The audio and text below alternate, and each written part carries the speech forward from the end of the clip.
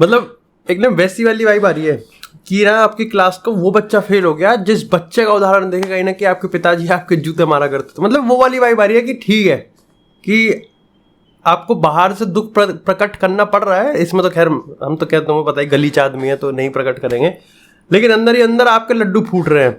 लेकिन सबसे पहले आज के एपिसोड में हम थोड़ी व्यूज मतलब मेसी की बात करने वाले हैं। एंड ऑफ कोर्स भाई the moment he one that free kick, वो जो जी स्पॉट वाली पोजीशन थी, मतलब वहां से तो लगभग 90% मेसी हमेशा से फ्री किक मारता है और मतलब इट्स लुक सो एफर्टलेस। देखो सीधी सी बात है यार, देखो कोई नहीं पूछ रहा कौन सी टैक्टिक्स खेली थी, वैसे बता दूं 4-3-3 विंग राइट विंग पे खेल रहा था विदाउट एनी रोल, यहाँ पर फ्रीडम दे रखी थी उसको पूरा यहाँ पर फ्रीडम मिल रखा था और डेफिनेटली वो यहाँ पर ड्रिफ्ट इनसाइड कर रहा था, पूरा खेल था भाई। इंटर मियामी की इस गेम के जब लियोनेल मेसी 54th मिनट पे आए उसके बाद के कुछ सेट भाई यहाँ पर कुछ सीक्वेंस इतने प्यारे लग रहे थे।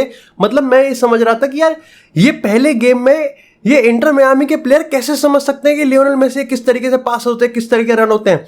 वो अल सैक्सी नसर की अगर हम बात करें, वो 1 साल हो गया वहां, उनको ये नहीं पता है क्रिस्टियानो रोनाल्डो कैसे खेलता है, और यहाँ ये पहले गेम में हो मतलब कंट्रोल, मतलब मैं समझ पा रहा हूं कि भाई यहाँ पर लियोनेल मेसी का जो सीक्वेंस था, जो कनेक्टिविटी थी ना भाई पूरी टीम के साथ, कुछ इंसिडेंट्स पे बहुत ज्यादा प्यारी लग रही थी।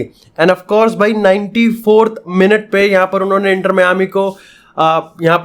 मियामी को विक्ट्री दिलवा दी। एंड काफी बड़े बड़े यहाँ पर सेलिब्रिटी आए थे, यहाँ पर किम कार्डियशन आई थी और उनके 2 वो भी आए थे, बच्चे आए थे लेकिन 2 वो भी आए थे साथ में।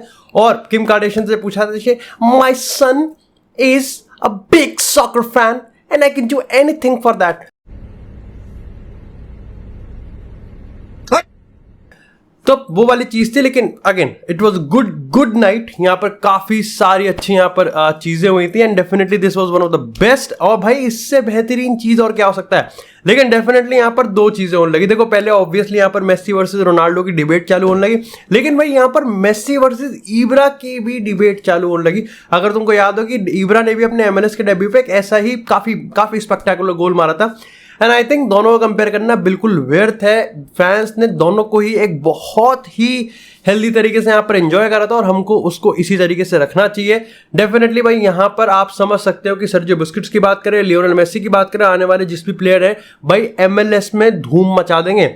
अब ये देखना बाकी है कि MLS में जितने नीचे गड़े हुए हैं वहां से क्या मेसी इनको एक्चुअली में प्ले ऑफ तक लेके जा सकता है। लेकिन ओवरऑल अगर इस गेम की बात करें, पैसा वसूल है। एंड डेफिनेटली वही यहाँ पर आने वाले टाइम पर नजरें तो उस पर रहने वाली हैं। लेकिन इसी के साथ अगर बात करते हैं अब थोड़ी सी सास बहू और साजिश की, देखो पहली बार थोड़ा अच्छा लग रहा है कि PSG कर पा रही है, PSG की चल पा रही है, लेकिन ऐसा नहीं है कि इनमें से किसी एक की साइड लेनी जरूरी है, किसी एक के लिए अच्छा फील करना जरूरी है। आप दोनों को हाय दे सकते हो। देखो यहाँ पर ना ये वो 2 भाई है जिसमें पहला बड़ा भाई पिटता है, लेकिन फिर छोटा भाई बड़े भाई पे हंसने के लिए पिटता है, लेकिन अल्टीमेटली जो हंसता है वो बाप होता है। और यहां पर भी सेम केस है। देखो PSG पिटे, एम्बापे पिटे, अड्डा और जो चल रही है वो बाप की चल रही है। देखो पहले यहां पर हमको समझना पड़ेगा 2-3 चीजें। मैंने तुमको पिछले 2 फुटबॉल डेली के एपिसोड में यहां पर बताया था कि भाई कैसे 31 जुलाई तक तो हम समझ के मान के चलते हैं कि कुछ होने नहीं वाला, लेकिन हाउएवर ये तो PSG को ही पता है कि भाई 31 जुलाई तक अगर हम एम्बापे के नक्शे कदम पे चल ले तो ये तो होने भी नहीं देगा कुछ। लेकिन आज के एपिसोड में हम जिस पे बात करने वाले हैं ये इंपॉर्टेंट इसलिए हो जाता है क्योंकि यहां पर आपको ये समझना पड़ेगा कि ये अब PSG हरकत में आ गई है। आप सोचो कितनी बार आपने PSG कभी ऐसे एम्फसाइज करते हुए देखा होगा कि भाई हम अपने सुपरस्टार प्लेयर को ही हटा देंगे। एंड दिस इज वाई ये एक बहुत बड़ा टर्न अराउंड है इस पूरे चैप्टर में, क्योंकि यहां पर अब आप ये मान के चल सकते हो कि यहां से वापसी जाना तो कोई मतलब ही नहीं है। मतलब यहां से इनका संबंध टूट जाएगा। मतलब मुश्किल से मुश्किल यहां पर लगभग अब 15 से 20 दिन का इनका रिलेशनशिप बचा है। नोटिस पीरियड पे चल रहा है इनका रिलेशनशिप, क्योंकि यहां से मेरे को नहीं लगता है किस तरीके से PSG एम्बापे को यहां पर कन्विंस करने वाली कि कॉन्ट्रैक्ट रिन्यू कर, और अगर कर दिया तो PSG अपने आप को यह कैसे बताइए कि उन्हें स्पोर्टिंग प्रोजेक्ट पे कॉन्ट्रैक्ट रिन्यू करवाया है। भाई आप 10 दिन के अंदर ये सब कर रहे हो, और मैं आपको बताता हूं अभी इनके माउथ पीस, चाहे मैं ले पेरिसियन की बात करूं चाहे मैं लेक क्यूब की बात करूं, इनके माउथ पीस ने किस तरीके की स्टेटमेंट यहां पर अपने लिखी है। नहीं, मैं ये नहीं कह रहा कि एम्बापे बहुत सुधरा हुआ है, मैं तो कह रहा हूं मारो उसकी, लेकिन मैं कह रहा हूं कि समझना पड़ेगा हमको पूरी सिचुएशन को। देखो सबसे पहले तो हमको समझना पड़ेगा कि ये इंटरेस्टिंग क्यों है। देखो ये इंटरेस्टिंग इसलिए क्योंकि यहां पर आपको समझना पड़ेगा कि पीएसजी के हाथ में कुछ भी नहीं है अभी। देखो हाथ में तो मड्रिड के भी नहीं है, जिसके हाथ में सिर्फ उसी, और ऐसे में आप कह सकते हो कि छोटे छोटे कदम एक बहुत ही क्रिएटिव येट बहुत ही काफी तगड़े स्टेप लिए जा रहे हैं पीएसजी की तरफ से। और आपको ये समझना पड़ेगा कि पीएसजी को पता है भाई इससे एम्बापे की इमेज पे खतरा हो सकता है। आप ये समझ के चलो कि पीएसजी के लिए ये कोई मेसी रोनाल्डो से कम थोड़ी है एम्बापे। भाई तुम्हें मान के चलो कि प्री सीजन का ये आने वाला जो 4 गेम है, जिसमें अल नसर के साथ भी एक गेम है, इंटर के साथ भी एक गेम है, फिर जापान में है उनके, तो 4 गेम है। ऐसे में उनके marketing, image right, ticket selling और जर्सी मर्चेंडाइज वगैरह एवरीथिंग, ये सब हर्ट होगा। तो ऐसे में यहां पर वो एम्बापे को छोड़ के जा रहे हैं। This is a big big step. Particularly यहां पर उनको फाइनेंशियली ठुकना पड़ रहा है, लेकिन उनको ये भी पता है कि एम्बापे की इज्जत भी उछल रही है। उनको ये भी पता है कि एम्बापे को भी दिखाया जा रहा है कि भरे बाजार में तो इज्जत तुम तेरी भी उतार सकते हैं, इसलिए इंटरेस्टिंग है। जो दूसरा पॉइंट है वो ये है कि आपने स्ट्रेट अवे को प्री सीजन से बाहर निकाल दिया, तो क्या हम मान के चल सकते हैं कि पीएसजी अब गिव अप कर चुकी है? देखो इसका आप कह सकते हो कि 80% आंसर यस है। 20% जो है वो अभी भी ये है कि इसको पलट देगी पीएसजी पीआर की जगह। देखो पीएसजी मान के चल रही है कि अपन बहुत सटल लेकिन अब एग्रेसिव, वो ये मान के चल रही थी कि अभी तक यार थोड़ा थोड़ा हम इसको करते हैं। क्योंकि आप ये समझ के रखो कि ये क्यों इंपॉर्टेंट है। 2022 में आखिरी हफ्ते तक एम्बापे रियल मैड्रिड जा रहा था, बट फिर भी हमने पीएसजी का भी ऐसे स्टेप उठाते हुए नहीं देखे। और यहां पर he is not even a free agent, उसका बस कॉन्ट्रैक्ट यहां पर अगले साल खत्म होगा और 1 साल पहले ही ये हरकतें पीएसजी करने वाली है। इसका मतलब तुम समझ सकते हो कि अभी तक हम जो समझ रहे थे कि 1 बिलियन 10 साल का कॉन्ट्रैक्ट देना चाह रहे हैं, वो सब बकवास है। पीएसजी के अगर मैं यहां पर माउथ पीसेस की बात करूं तो इन्होंने अपने आर्टिकल में साफ साफ लिखा है कि अगर वो कॉन्ट्रैक्ट रिन्यू नहीं करता तो पीएसजी उसको बेंच भी कर सकती है उसके खिलाफ। अब तो कुछ भी कर ले, क्योंकि असल में पीएसजी के ऑफिस में भी ये बात चल रही है कि ये धोखा है हमारे साथ। क्योंकि जहां एम्बापे ये मान के चल रहा है कि मेरे को पीएसजी में अगले साल खेलना है और 1 साल में कुछ भी हो सकता है, वहां पीएसजी ये मान के बैठी है कि भैया 2024 में इसका कॉन्ट्रैक्ट पक्का तौर पर रियल मैड्रिड के साथ है और यहां पर ये हमारा काट रहा है बस, क्योंकि इसको हमसे पैसे चाहिए और फिर इसको रियल मैड्रिड से पैसे चाहिए एज अ फ्री एजेंट। देखो यहां तो वो है हरामी।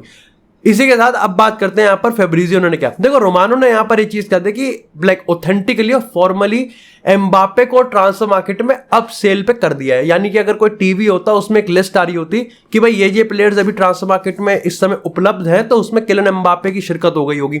यानी कि आप कह सकते हो कि कोई भी क्लब जो कि एम्बापे को साइन करना चाहता है वो इस समय कर सकता है। अब यहां से आप ये इंपॉर्टेंट कर सकते हो कि देखो नाम बायर्न का भी उछलेगा, नाम यहां पर आप कह सकते हो कि चेल्सी का भी उछलेगा, यहाँ पे नाम सऊदी का भी उछलेगा, जिसका आप भी कि सऊदी ने इनिशियली यहाँ पर अपना एक इंटरेस्ट जताया है। और अब तुम कहोगे यार सऊदी तो नहीं है, देखो है, क्योंकि अगर इवन इफ पीआर है, इवन इफ फेक न्यूज है, लेकिन फेक न्यूज को इस तरीके से क्रिएट भी तो करना है कि यहाँ पर लोग थोड़ा तो बिलीव करें। तो अपडेट ये निकली है कि भैया यहाँ पर सऊदी जब 1 साल का कॉन्ट्रैक्ट देगी एम्बापे, सिर्फ 1 साल का, और 1 साल बाद यहाँ पे जाने देगी एज अ फ्री एजेंट। पैसों की तो कमी नहीं है, पैसों की कोई कमी नहीं है, तो वो तो फ्री एजेंट नुकसान ले सकते हैं, लेकिन उनको पता है कि एम्बापे, क्रिस्टियानो रोनाल्डो ये सब मिलके कितना बेहतरीन काम कर देंगे। तो अगर सही में किलियन एम्बापे मतलब बिल्कुल ही हरामी किस्म का अगर एक गोल्ड डिगर होगा ना, तो ये सऊदी का ऑफर ले लेगा।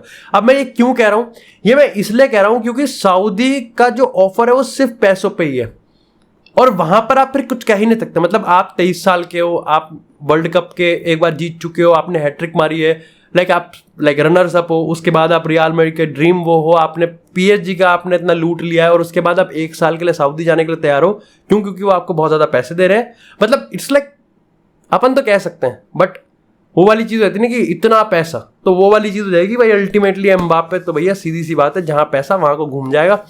देखो यहां पर आपको समझना पड़ेगा कि क्या रियल मैड्रिड का कुछ रोल है।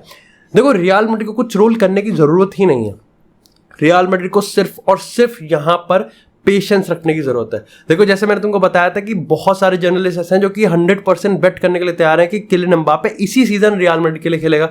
लेकिन मैं ये मान के चल रहा हूं कि इन एनी केस अगर यहां पर रियल मैड्रिड का तो अभी तक रोल ही नहीं है कुछ, मैं कहता रहा हूं कुछ भी नहीं, उनका बिना करे यहां पर सारी चीजें हो रही हैं। And this is the best thing जो कि इस समय रियल मैड्रिड से हो सकती है, क्योंकि हमने कुछ करा ही नहीं। जो भी चीज हो रही है ये आपस में अपने आप की अपनी एक दूसरे की इज्जत लुटा रहे हैं, और ऐसे में कुछ नहीं हो रहा। सिर्फ और सिर्फ रियल मैड्रिड की यहां पर जो पैसे हैं वो बच रहे हैं। तुम सोचो भाई पीएसजी अभी 200 मिलियन लेके बैठी है, अगर आने वाले टाइम में यहाँ पर किलियन एम्बापे कॉन्ट्रैक्ट यहाँ पर नहीं साइन करता तो क्या पीएसजी 180 170 पे नहीं आएगी? वो आएगी, वो जरूर आएगी। और ऐसे में यहाँ पर जितना 180 और 170 आएगा उतना ही रियल मैड्रिड एम्बापे को साइनिंग ऑन बोनस देगी, जो कि हमारा ही पैसा बचेगा। भाई अभी क्या है, अगर हमें 200 देना है और 50 उसको साइनिंग ऑन बोनस देना है, हमारा 250 का पैकेज जा रहा है। अगर हमको 170 पीएसजी को देना है तो हम यहाँ पर इसको अगर बढ़ा सकते हैं, मे भी हमारा पैसा बच जाएगा 20-30 million. But the summary is कि रियल मैड्रिड इस समय बहुत बेहतरीन सिचुएशन में, उनको कुछ करने की जरूरत नहीं और रिपोर्ट्स के हिसाब से वो कुछ करेगी भी नहीं। भाई अब यहाँ पर ये देखने वाली बात है कि किलियन एम्बापे का यहाँ पर किस तरीके से रिप्लाई आएगा, क्योंकि एज ऑफ नाउ अगर मैं यहाँ पर इन माउथ पीसेस की बात करूँ तो इन्होंने यहाँ पर ये अपडेट दिया है कि पीएसजी ने कांटेक्ट करने की कोशिश की है, लेकिन एम्बापे की फैमिली में से किसी ने अभी तक यहाँ पर रिप्लाई बैक नहीं किया है। 17 जुलाई जब से एम्बापे ने रिपोर्ट किया है, नसर अल खिलाफी एम्बापे के बीच में कोई मीटिंग नहीं हुई है। नसर अल खिलाफी और फैजल अमारी जो कि उनकी माता जी हैं, उनके बीच भी कोई मीटिंग नहीं हुई है। लेकिन जो पीएसजी के इंटरमीडिएट्स यानी कि बिचौली हैं, उनकी और एम्बापे की फैमिली में हुई है, जहां पर उन्होंने कहा है कि भाई आपको कॉन्ट्रैक्ट करना पड़ेगा, नहीं तो हम आपको इस बार सेल करेंगे और आपको यहां से जाना पड़ेगा। और आप जो ये लॉयल्टी बोनस पे टिके हुए हो, ये बहुत गलत है। इसको क्लब यहां पर बिट्रेयल मांग रहा है। ऐसे में यहां पर एम्बापे ने एक बार फिर से, एम्बापे की फैमिली ने इसको रीट्रेट कर दिया कि हम इस सीजन तो पीएसजी ही रुकने वाले हैं। एंड अल्टीमेटली आप कह सकते हो कि वो जो सारा खेल है वो 31 जुलाई के इस लॉयल्टी बोनस का है, जहां पर 90 में से 45 मिलियन मिलने वाला है और बाकी का यहां पर सितंबर में मिलेगा। तो ये इस समय एम्बापे के रिगार्डिंग अपडेट है। अगर इसी बात करें यहाँ पर लिवरपूल के नंबर 6 फबिनियो की, तो तुमको पता है यहाँ पर अल अहली वो जाने वाले हैं। लेकिन भाई यहाँ पर लास्ट मोमेंट पे 11वें घंटे पे बायर्न की खिड़की, यहाँ पर बायर्न की बुद्धि एक्टिव हुई है, क्योंकि सही में अगर टुकल को नंबर 6 चाहिए, फेबिनियो इज अ प्रॉपर नंबर 6। ऐसे में यहाँ पर बताया गया है कि देखो बायर्न इस समय कोई ऑफर लेके बैठी तो नहीं है, लेकिन अगर यहाँ पर ये सऊदी और फेबिनियो की डील है वो अगर टूट जाती है तो यहाँ पर बायर्न म्यूनिख इस डील को खींचने में पूरा इंटरेस्टेड है और वो मानते हैं कि यहाँ पर फेबिनियो बायर्न के इस प्रोजेक्ट से काफी ज्यादा खुश भी हो जाएंगे। इसी के साथ यहाँ पर अगर विलारियल के सैमुअल चुक्वेज़े की बात करें तो वो अब यहाँ पर मिलान के साथ जाने वाले हैं 20 मिलियन में।